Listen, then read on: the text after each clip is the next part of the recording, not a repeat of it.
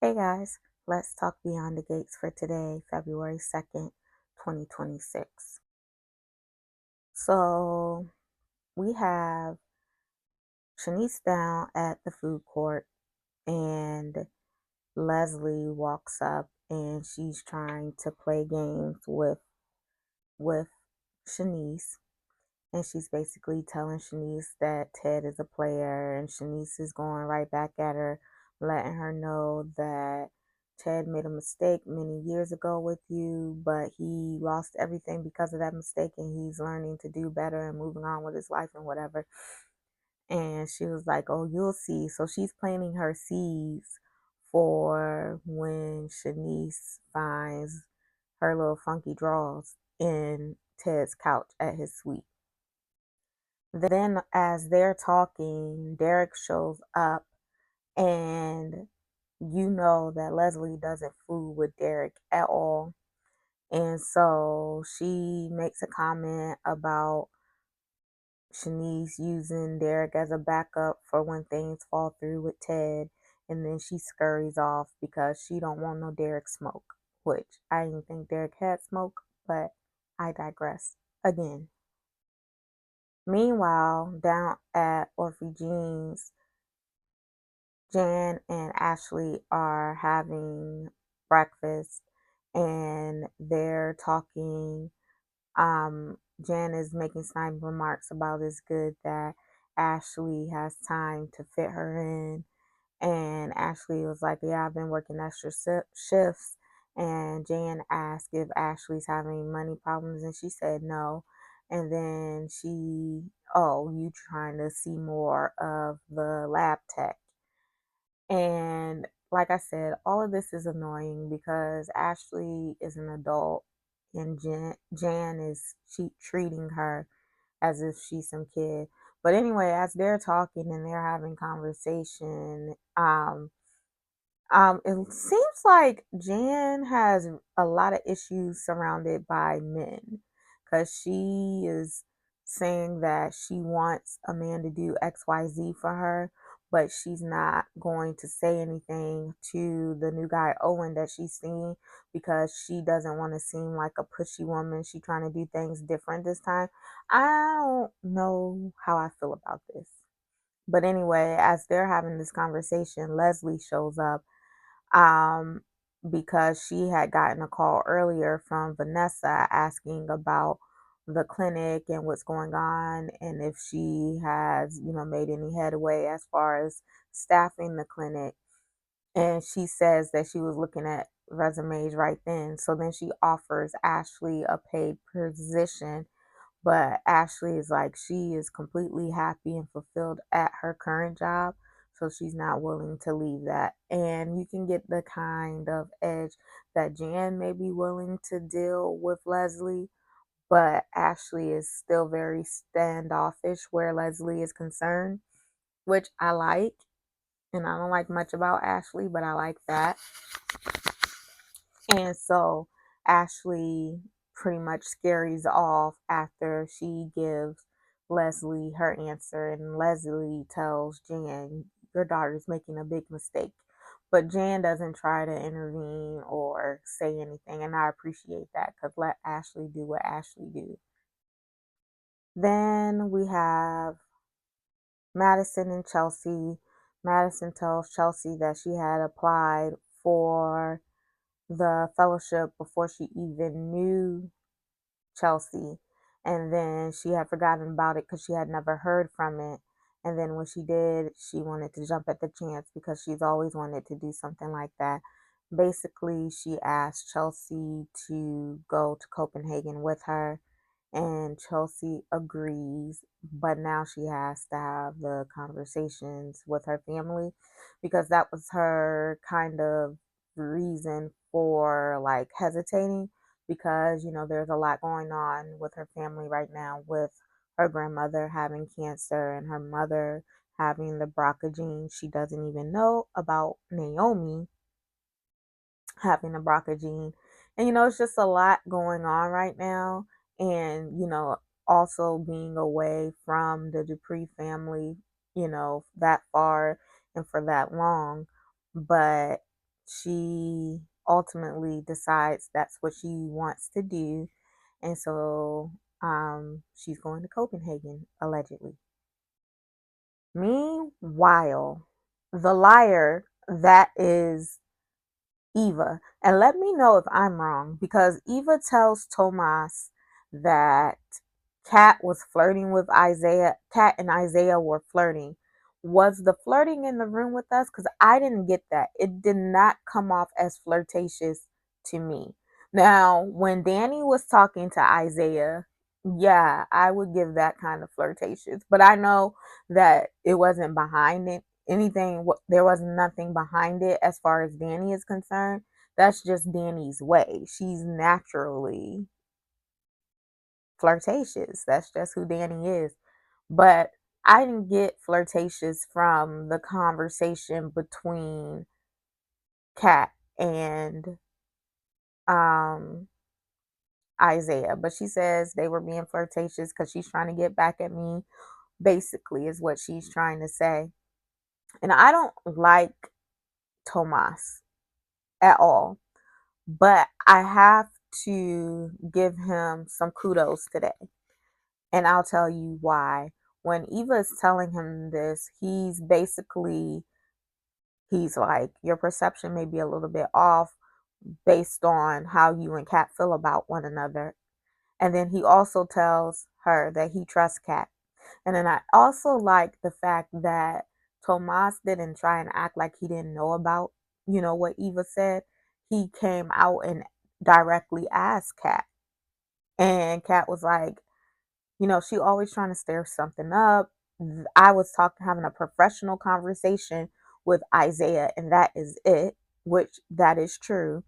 And he was like, I believe you. I trust my woman. Like, I don't like Tomas, but I appreciate that because if he would have went off half cocked based on something Eva said, knowing the relationship that Eva and Kat have, I would have been side eyeing Tomas even more than I already do. So I appreciate that he didn't go just running off because Eva said it, it must be true. And Kat appreciated it because she's telling him, no one wants to listen to me, and you've been listening to me. You're learning to listen to me and trust me. And he was listening to her, and he's also like giving her truth, and like it's balance. If I didn't think that Tomas had ulterior motives, ulterior motives for being with Kat, I would be a cheerleader for this relationship. But I don't trust Tomas, and that's just it. And so I don't cheer on this relationship. So then we have um Kat and Isaiah, and they're talking and they're going back and forth, and then I don't feel like Kat holds any hard feelings towards Isaiah, but she's like, you're going to find out one way or another. And he was like he's not going to listen, just like everybody else. And she was like, yeah, and let's see how that works out for them, because I y'all can say what you want to say, but at the end of the day, Kat has always been right about her intuitions and how she feels about Eva and how she sees Eva and Leslie. She's always been right. So you can say, oh, whatever. But at the end of the day, you have to concede the fact that she was right. And then Isaiah goes to Eva's apartment and they decide to make their relationship official. But something confuses me in the conversation because I don't want to know what kind of sorcery Eva and Leslie work on people where they start to believe the BS, because he kind of confesses to kind of flirting with Kat. And I don't see where the flirtation happened. Like, was it in the room with us? And what does she have? Like, what makes them acquiesce to what Leslie and Eva say? It's so weird. But let me know what you thought of today's episode in the comments, and I'll be back tomorrow, same time, same place, to discuss the same. Let's talk beyond the gates for today, February 3rd, 2026. So we have Bill and Haley. They're doing a follow up examination with Madison because she wants to introduce him to his new neurologist and, basically do follow up on his last appointment where he had the questionable labs. So they come and they are introduced to the new neurologist. And the new neurologist, I guess because he doesn't have that familial relationship with Bill like Madison does since she's dating his daughter, he's pretty direct and like straightforward. So he basically comes in and he's like, what we're going to do is we're going to um, do some more lab work and try and, focus on your numbers. um, Madison confirms that when she reran the test the day before, they came back the same. And Haley is looking like a deer caught in the headlights. And they're basically saying that Bill will need to stay overnight so that they can monitor him and, do some repeat labs. And everything in Haley is wanting to stop that from happening. And at one point, like Haley is questioning what's going on and if it is really necessary. And Bill is looking at her, side eyeing her down, like, girl, what are you doing? Like, because this is a marked difference from how she behaved when he first had his stroke to now. Like she didn't want him to get out until they, had everything that they needed and they were assured that he was going to be okay. And now she doesn't want him to stay in the hospital. It's kind of crazy. And so she basically makes Bill promise that he will not leave her for even one night so he won't stay at the hospital. And so what happens is Madison said that, okay, let the new neurologist say what he would like to do. He was like, well, if you can't stay, what I'm going to do is set you up with Grayson, the lab tech, and have him run the labs through his, like, he works for like this private phlebotomy company or testing company. So he's like, we're going to set you up with Grayson and let him do that. I'm telling y'all now, Grayson is part of that ring that Jacob is um, going undercover for. Meanwhile, we have Matt, Kat and Chelsea down at the country club, and basically Chelsea tells Kat that she's going to Copenhagen with Madison, and Kat is like, "What are you doing?" And I know that a lot of people have a lot of issues with Kat, but I believe all of the questions that Kat was posing were valid questions. Your mom just found out she has the BRCA gene. Gran is going through chemo. Um, how are you going to be able to handle that if something were if Gran doesn't respond to the chemo the way we are expecting her to, or if your mom finds something on her next mammogram, like how are you going to be able to handle that when you're over the pond? And it's quite legitimate questions. And Kat also makes the statement that you shouldn't have to give up everything to be with someone. Um, and I think there's a better way because there is a lot going on, and Chelsea does have a business. I understand that she may want to be with Madison, but maybe not like completely uproot, go stay for a month or two at a time, come back, handle things at home, make sure that everything is at home because people will tell you everything is good at home. And it's not because they are keeping things from you, because they don't want to infringe on you living your life. So they'll tell you everything is good at home. And that may not necessarily be the case. Sometimes you have to be there to put eyes on the situation. So I think it should be more of a commute back and forth. Um, but at the end of the day, Chelsea is grown and she's going to make the decision that she needs to make. But I don't think Kat is necessarily wrong for voicing her concern. Then we have Vernon and Andre. They're down at Orphe Jeans, and Gran is basically telling Andre about that last conversation he had with Bill, when Bill says that he thinks it's a mistake that he divorced Danny.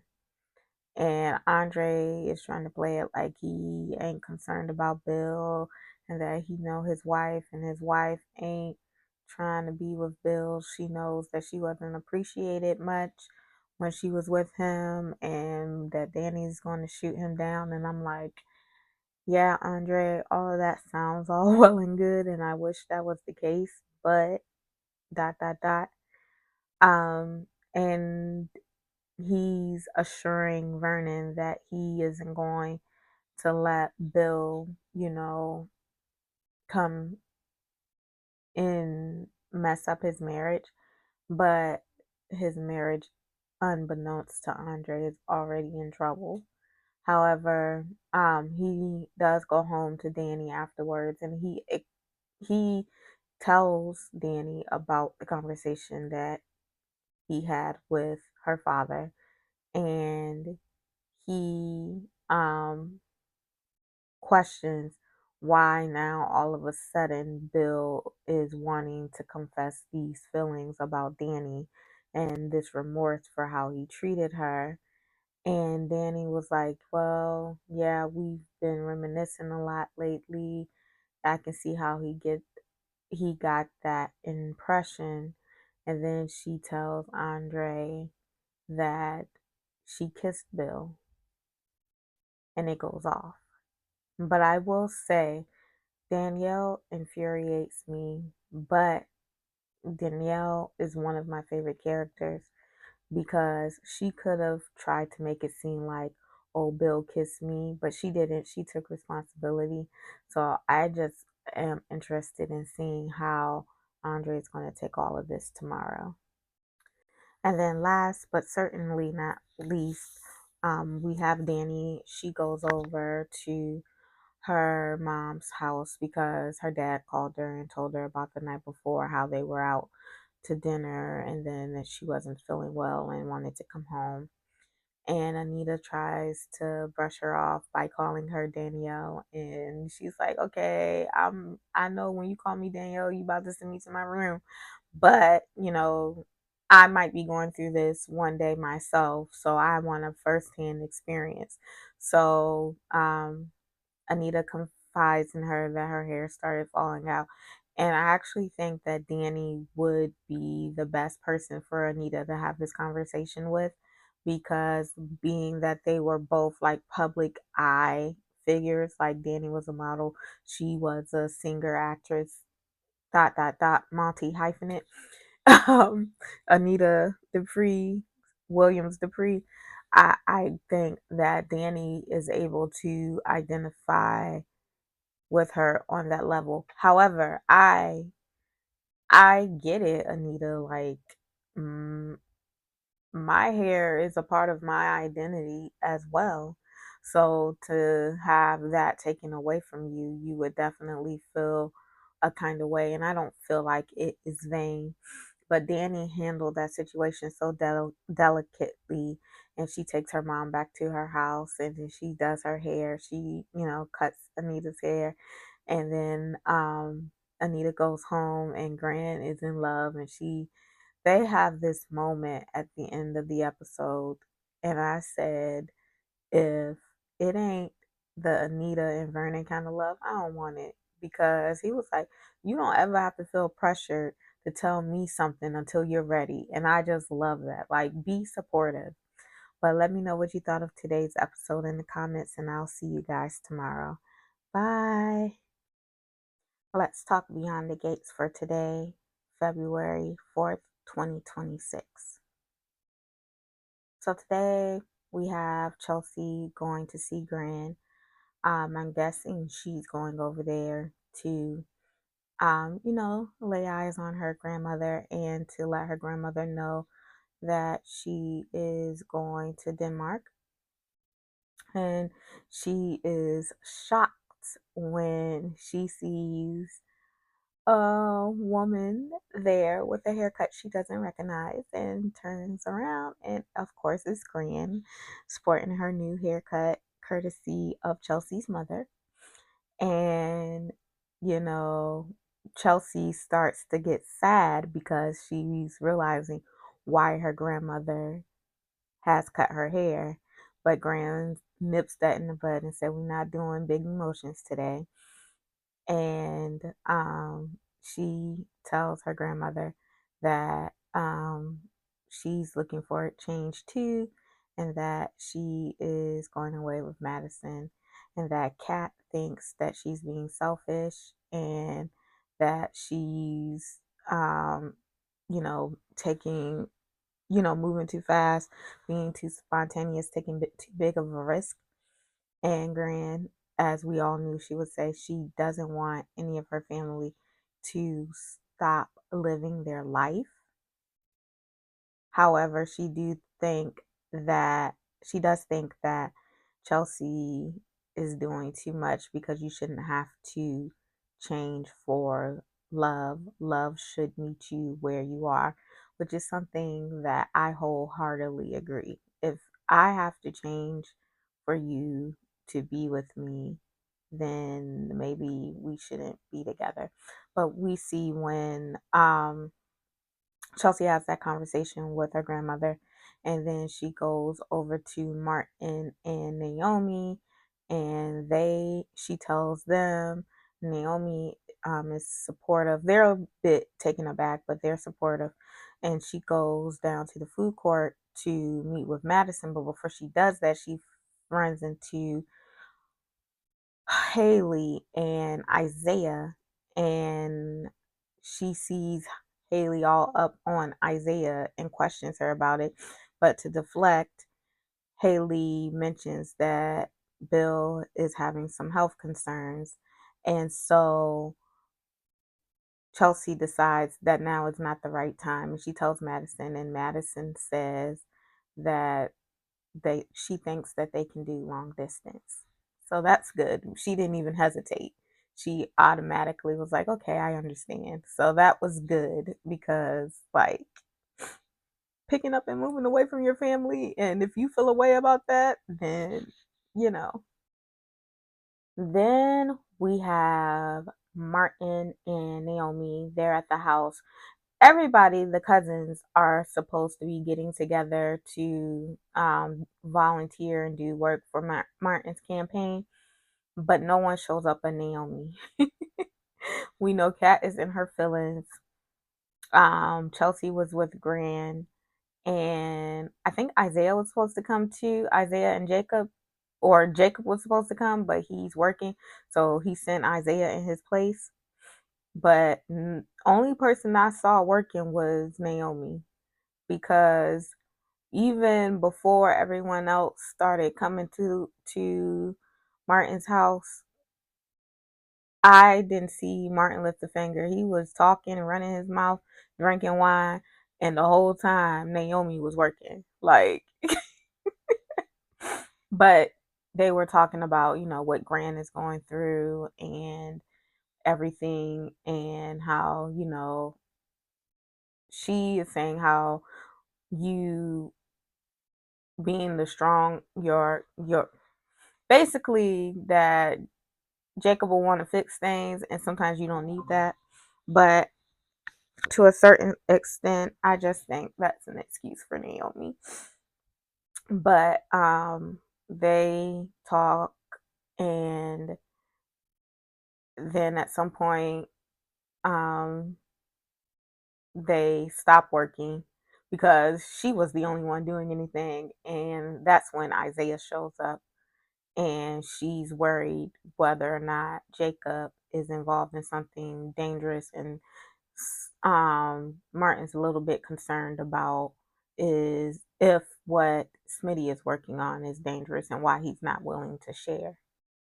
Meanwhile, Smitty is down at Uptown, and he's meeting with his confidential informant, and the informant wants out because he saw someone get beat and left for dead at the hospital, but he manages to talk him into staying for now, but he's going to try and get out and then get Jacob in his place, which when Jacob gets down to Uptown, Smitty relays all of this and says that he's going to text you on your burner if he's able to get you to replace him, which he was. And so now Jacob is in the inner circle, and Jacob is in a dangerous position. So my question to you all is, who do you think will get hurt? Is it going to be Smitty or Jacob? Then we have Bill and Haley. They're at the office. She's asking a bunch of questions, kind of getting on Bill's nerves. So he's like, "Yeah, go give your credit card a lap," and he kind of sends her away. And then in comes Caroline, and it's Caroline's birthday. And not only are Bill and Haley throwing Caroline a birthday party, but Bill also bought her a Benz. I said, I'm about to go work for Bill because I have a Benz, but I had to pay for it. I need one on Bill. But he tells her that, he appreciates everything that she does to look out for him and everything. And so, he wanted her to have a nice car. Meanwhile, back down at the ranch, no, back at Danny's, the conversation picked up where it left off yesterday when Naomi tells Bill that, no, not Naomi. When Danny tells Bill that she kissed, Danny told Andre, her husband, that she kissed Bill, and Andre is stunned, and he asks her what the kiss meant for her. And Danny says that it was closure for her. It was the end. And he asks, "Is it the end of you and I, or is it the end of you and Bill?" And she was like, "It's the end of me and Bill. Um, I'm not leaving you." And then she goes into how he made her feel each time he cheated, and how she lost a little bit of her self respect each time he cheated. And I was yelling at the TV because, yes, Danny, you did lose your self respect by staying in that situation. And I hope that she meant what she says and she sticks with what she says, because that's all it's going to be again. I like Bill, but I do not want Danny and Bill together, because Danny's intentions were Bill's intentions where Danny is concerned, they're not pure, and they'll be right back here in a matter of no time. So I'm not for them reconciling. Sorry. And then she's like, I'll let him know that we can only communicate about the girl. So she goes down to Bill's office, and they have banter back and forth. And then basically, she does tell him that we can't talk. We have to stop seeing each other. And then he's like, "Can you do that?" And she said, "Yes, I can, but can you?" And she takes her stuff and she leaves. Let me tell you, when she was in his office, the whole time she was there, I was holding my breath. I was like, "Danny, say what you got to say and leave." As a matter of fact, you could have just called them or sent them a text message. You didn't even have to be there. But since you are, say what you got to say and leave. But she did say what she had to say, and they did leave without kissing or anything else, because they started talking about how many times did we kiss. I'm like, no, this ain't the right path of the conversation. And then we see um Andre gives Anita a little photo shoot, and I just love how Anita and Vernon love Andre. But I'll see y'all tomorrow. Hey guys, let's talk Beyond the Gates for today, February 5th, 2026. So, in this episode, we have Samantha and Jessica there at the country club with Anita, and they're talking cotillion. And as we know, Jessica is not necessarily that good to go with the whole idea of a cotillion. So Anita has the conversation that Nicole was supposed to have with Jessica, but she was too busy outside. No, I'm just kidding. But she had other things going on and she wasn't able to answer Jessica's call. So Anita, basically, had a talk. And I don't think that Jessica is like 100% sold, but she's not 100% against it necessarily anymore. But then Anastasia comes over, which irritates me because she's the kind of person that Jessica is looking at or describing when she talks about the idea of the cotillion. But everyone isn't like that. It's just people like Anastasia that gives the cotillion a bad name. But anyway, she's coming over there and she's talking about my granddaughter is going to be the platinum Deb and all this stuff. And her and Anita go into it. And you can see in this scene that Anita has and possesses a certain poise, class, and decorum that I don't care if you're new money, old money, born into it, that can't buy it because it's clear that Anastasia doesn't have any class or tact or any of that.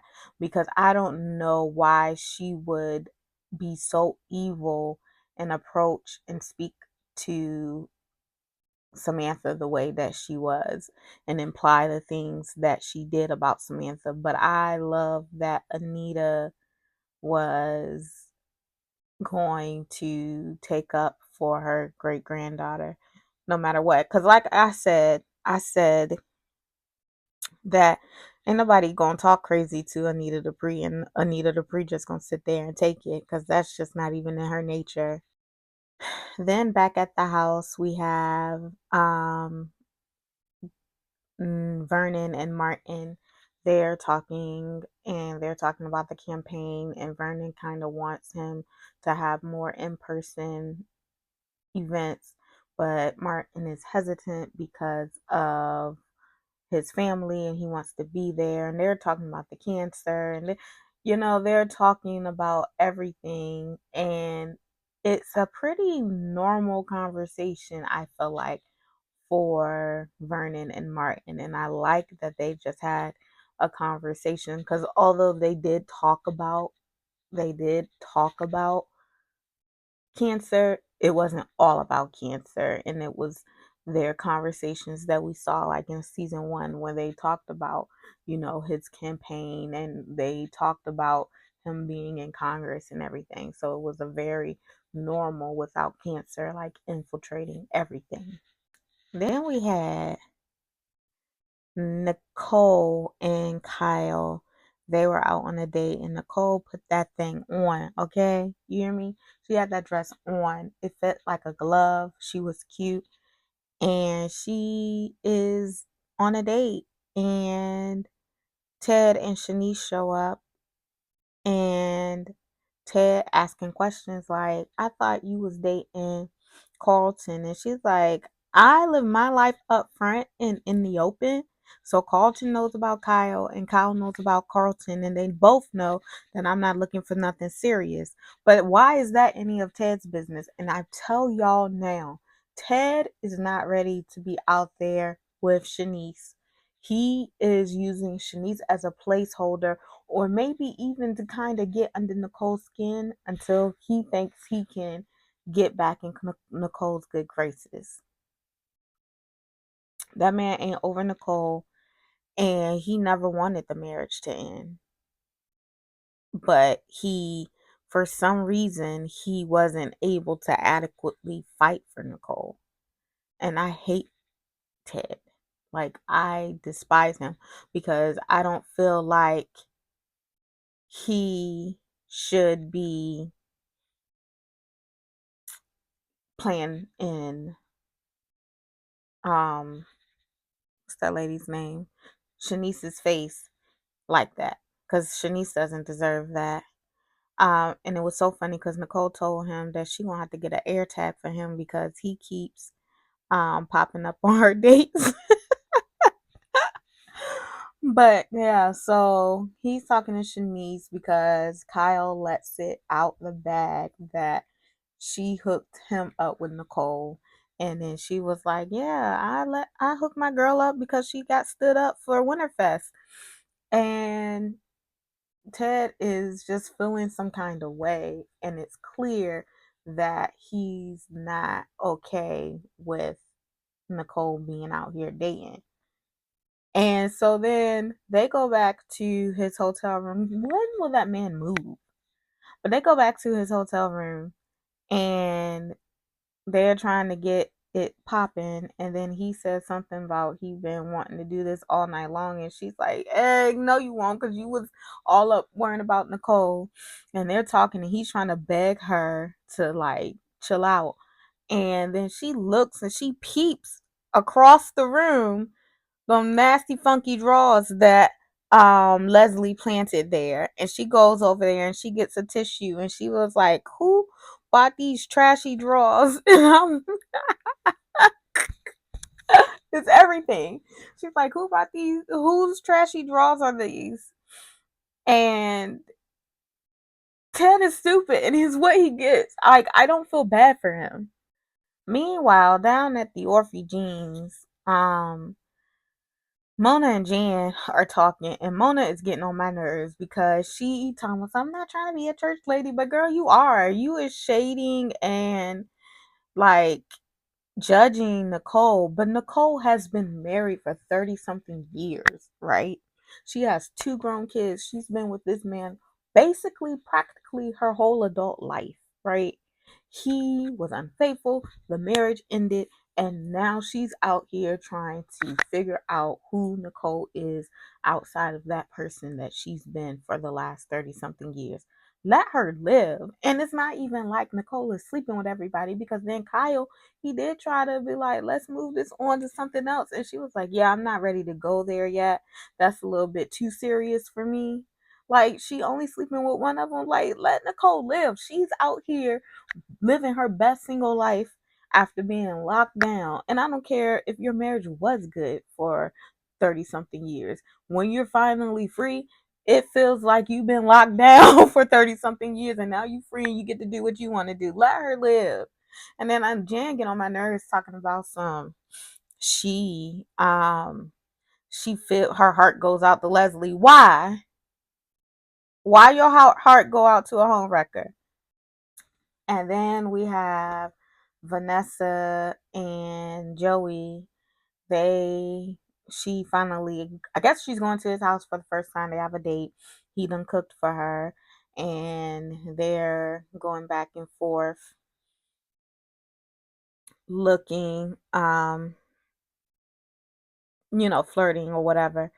And then she mentions moving in, and I'm not clear. Did they decide to move in or not? I'm unclear. And I watched Beyond the Gates twice because I got distracted the first when it was originally airing. That's why the video is a little late. But I got distracted the first time and then I watched it again, but I'm still unclear because I think I zone out a little bit when it's Joey and Vanessa. So did they agree to move in, or what is the case with that? I don't know. But today, wasn't too much going on in this episode, but it was solid. Any day without Leslie or Eva is a good day for me. But let me know in the comments how you felt about today's episode, And I will be here tomorrow to finish out the week because we almost got interrupted this week, today, but we made it. Bye. Let's talk Beyond the Gates for today, February 6th, 2026. So today we have Leslie and Eva. They're at the country club. They are sharing a meal, and Eva is telling her mom that her and Isaiah are officially a couple, and it's just so weird because Leslie is trying to instill into her daughter that she's worthy, but you obviously didn't teach her that by example when she was growing up because she does not know that, and your behavior does not show that. So I just find it ironic that you're now trying to put that into your 20 something year old daughter's head. And they're talking, and she mentions that her dad is on a date because Leslie tries to get her to call Ted to come down and have a meal with them, but she tells her that he's on a date.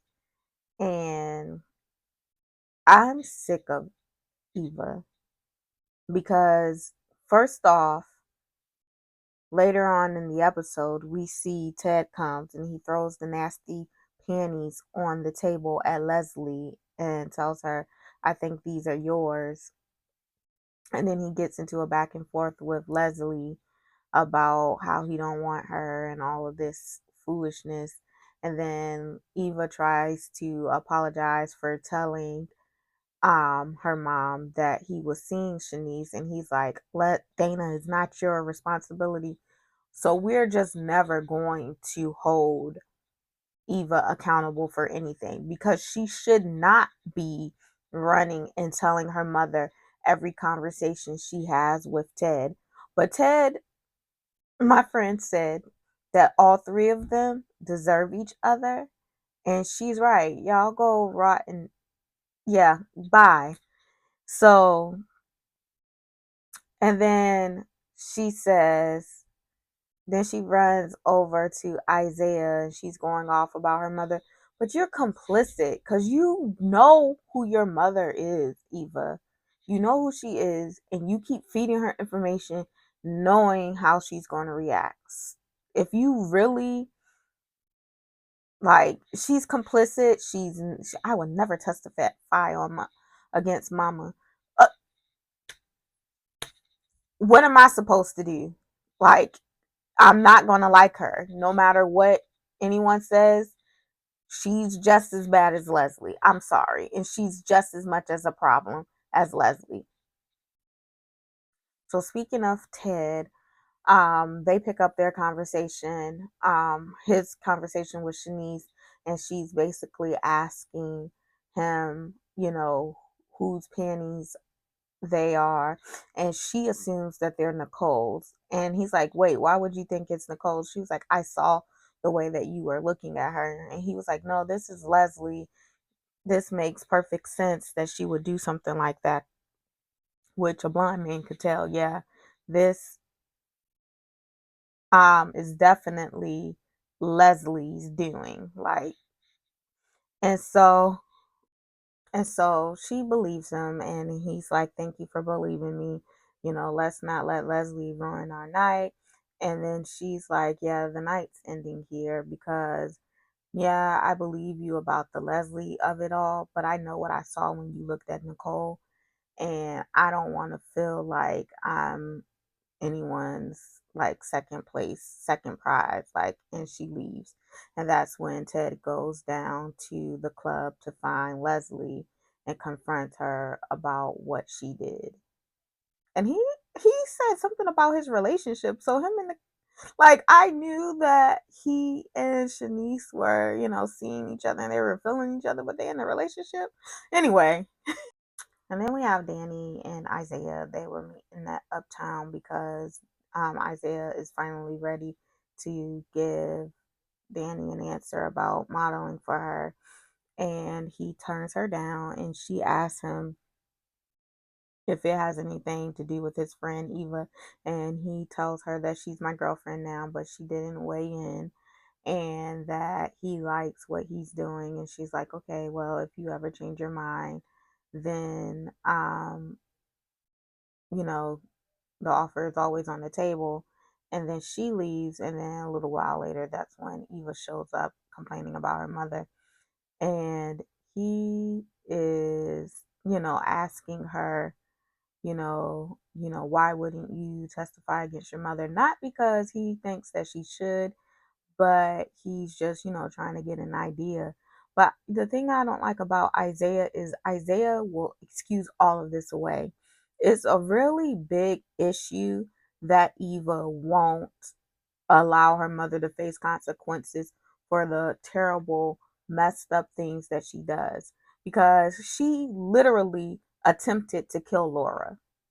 And he said the other day about how he doesn't listen to gossip, but what he's being told about Eva isn't gossip. They're cold hard facts.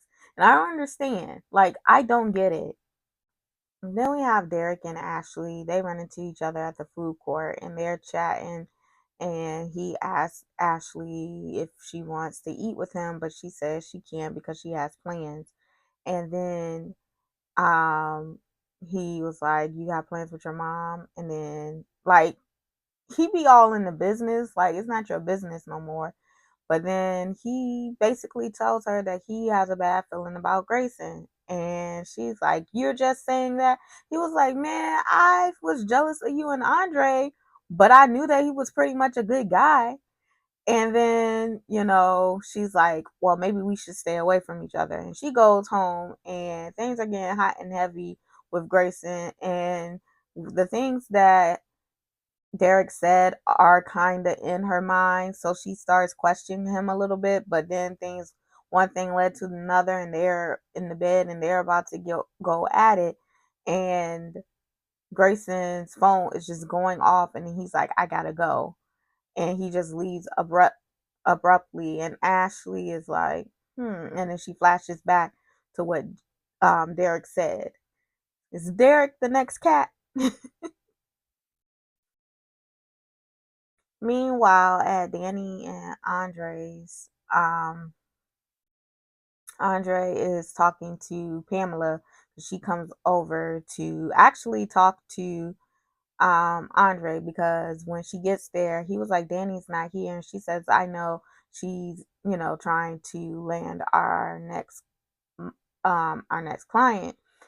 But I came to see you because she heard from a designer that wants to basically sign Danny to be the face of their line. And she's like, how did you do it? Like, she's like, you're not slick. I know that you had something to do with it. And Andre tells her, like, I ran into her. I didn't, take a meeting or, get a meeting with her. I ran into her while I was in New York, and we were talking, and she saw about the cover about me and Danny getting married or whatever. And she was talking about how, and I made the suggestion, and she hopped right on over it. But you know how Danny is. She's going to feel like I had something to do with it. And she was like, oh, yeah. And he was like, well, how did you figure it out? And so I like the dynamic between Pamela and Andre, because they just talk. And yeah, I like their friendship. Like, she's friends with him. He's friends with her because she is his wife's best friend. And I just like the dynamic there. But anyway, Danny comes home, and before Danny comes, they decide that they'll get Danny to say yes, and then come clean, about the meetup, you know, that precipitated all of this. And Danny comes home, and Pamela tells him, and then Danny's like, I gotta wrap my head around this. So Pamela leaves, and her husband talk about it. And Andre is so supportive. He's such a good husband, and he is so, he loves his wife. and you get that it comes across, and it is great, and I love it. And Danny, just do right by Andre, please. But I'll see you guys next week for a week of Beyond the Gates.